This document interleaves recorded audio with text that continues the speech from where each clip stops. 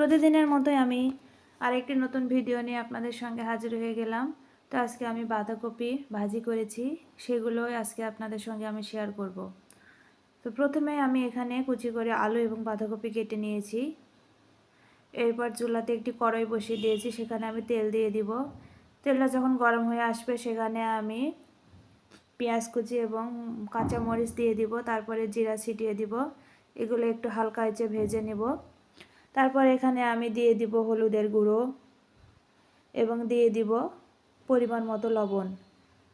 মশলাটা যখন একটু কষানো হয়ে যাবে এখানে আমার কেটে রাখা বাঁধাকপি এবং আলুগুলো এখানে আমি দিয়ে দিব। এগুলোকে আমি ভালোভাবে নেড়ে চেড়ে নেব।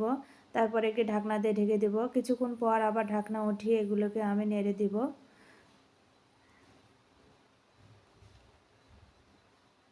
এই তো হয়ে এসেছে আমার রান্নাটা শেষের দিকে। তো রান্নাটা আমার শেষের পথে, ভিডিওতে সম্পূর্ণ দেখানো সম্ভব না, আমি কেটে কেটে স্কিপ করে নিয়েছি। রান্নাটি আমার হয়ে এসেছে।